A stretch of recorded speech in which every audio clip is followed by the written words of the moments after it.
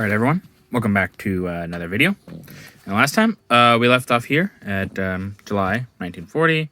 It was talking about the British preparing for an unwelcomed visitor with the Molotov cocktail. Just making sure this is the right page. Yep. Okay, we're now on to here. It says, veterans of another war do their bit. July 1940. Britain on guard. On May 14th, Anthony Eden had announced the formation of a home guard of local defense volunteers. By the middle of July, their numbers exceeded 1 million. Many of them veterans of the last war, determined to defend their country to the last ditch. Here, an armed guard of LDVs is patrolling an important point on Britain's system of railway communications, armed with rifle and bayonet and wearing their official uniform, proving themselves to be Britain's first reserves against invasion. Here we see them. Yeah, the World War I vets would have definitely been like, we didn't lose last time, we won't lose this time, we will hold them. And while that war was atrocious, they were not going to let their country fall no matter what. They would do whatever necessary to defend their home, which is admirable. And very sad to think that they may have had to fight another war when the last one did so much damage to them in the first place. That every man this day shall do his duty. July 1940. The Home Guard Navy in action. The activities of the local defense volunteers were not restricted to the land. The Upper Thames Patrol, the Navy of the Home Guard, kept watch by day and night on locks, towpaths, bridges, and landing steps of London's riverside. Its smart motor launches, most of which were privately owned and manned by amateur yachtsmen, patrolled together 125 miles of the Thames above. In a picturesque setting is seen a flotilla of the patrol, its ship dressed on its way to be reviewed. You even got the personal fishing boats out, and small yachts, because they were going to do whatever it took to slow down the German advance. And they were prepared for an invasion. Obviously, it never comes, but they were prepared for any potential invasion.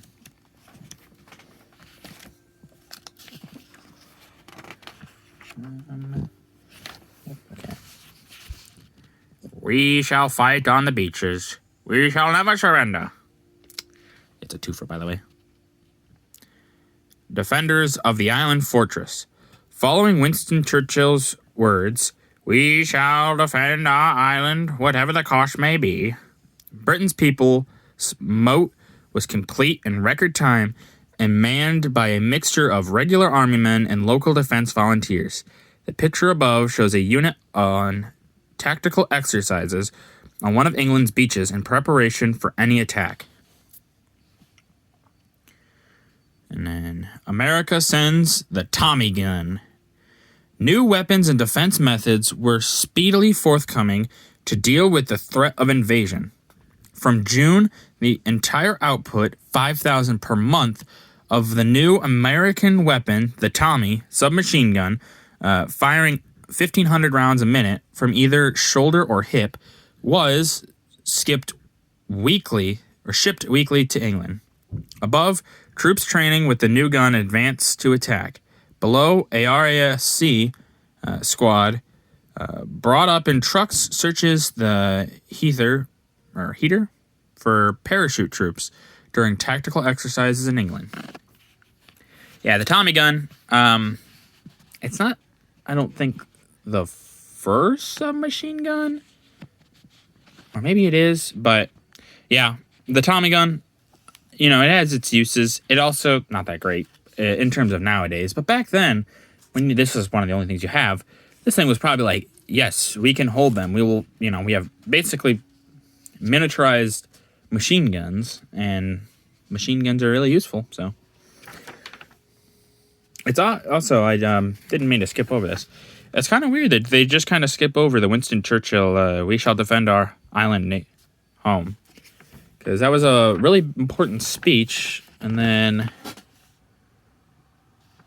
back, I know a little bit further back here. Yeah, right up there, they gave his other speech from earlier. It's very odd. Armored cars and tanks patrol the English countryside. July 1940. It's another twofer. Ironsides await the enemy. Among the devices for dealing with the expected invader were the aptly named Ironsides, armored cars of a new type fitted with Bren guns. Some of the new cars, which can operate in the roughest country, are seen above, right there, moving off for exercises in an English park. I mean, yeah, this is basically, what would this be, like the first example of a anti-personnel vehicle? Maybe. I don't know what I'm trying to think of, but I know what I'm trying to think of, I just can't think of the name. But this is basically like a Humvee, but like the first example of it. Which, yeah, armored cars, I mean, that would be effective. They're faster than like a tank, per se, and things like that, and you could fit troops in them. Now, the chances that armor might work as well, that's to be debatable, I think. That doesn't look as good as it could be, let's say. Surprise for Funny Mustache Man. England made sure that a Funny Mustache Man was to be Britain's first invader for 900 years. He should find a mechanized army awaiting him, and that tanks, which he had exploited so successfully in Europe, were as powerful a weapon in British hands. Above, light tanks are seen on maneuvers. Yeah. I'd say the British have some decent tanks. Not the best in the war. I think, just being honest, the Germans had some pretty advanced tanks. The Shermans were nice. Cheaper, easier to make. I mean, we produced like thousands of them. But, yeah, the Germans, technologically wise, I would say they had the best tanks.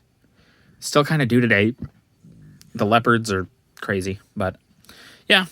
But, hey, if it takes two to take down one, you make two, So they were going to throw as many tanks as they possibly could at the Germans to slow them down, destroy them. Stop them from invading their island home. Okay. Activity on the women's front. July 1940. Britain's women fill the breach. As men in greater and greater numbers were absorbed into the defense forces, their womenfolk stepped forward, not only to play a magnificent part in the arms factories, to become bus drivers and mailmen, to man the farms and bring in the harvest above, but even formed an Amazon Corps, later the Women's Volunteer Defense Corps, who learned rifle drills below with sticks and umbrellas to take a share in defending themselves against the invaded invader. So yeah, this happens.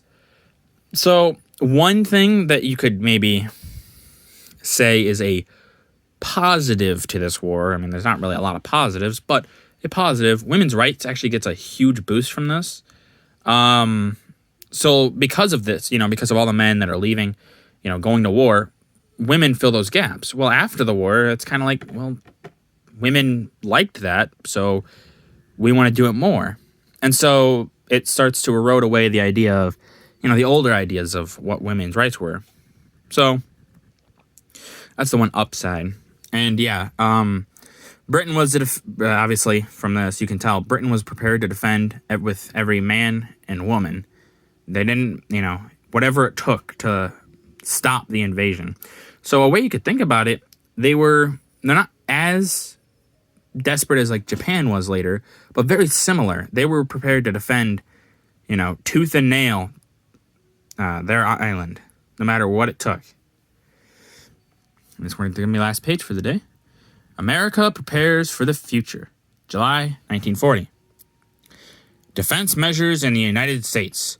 Although preoccupied by the coming presidential election, America showed itself during the months of June and July to be increasingly aware of the German threat to world democracy. Among many measures dictated for home defense was the calling up of volunteers for the Army, who are seen at a training camp in the lower picture. Above, Colonel Frank Knox is shown being sworn in as Secretary of the Navy as President Franklin D. Roosevelt looks on. So there we got Knox being sworn in. And there's Roosevelt. Obviously, Roosevelt not going to live through the rest of this war. He was probably in a lot of pain. Even right now, that's why he's sitting. Real unfortunate. And then here we see the volunteer force. Yeah. It's hard. A lot of Americans, very isolationist at this time. And very German. There's a lot of German Americans. Obviously, in World War I, it kind of broke up a little bit. So a lot of the German love is not there like it was in the First World War. But there's still a lot of German Americans. So they might have looked at Germany as going, oh, well, I mean, there was a lot, actually, that looked at them and said, well, they're not so bad. They're just, fighting back for how they were treated after the First World War, because many Americans also saw the Treaty of Versailles as kind of a slap in the face. But, yeah.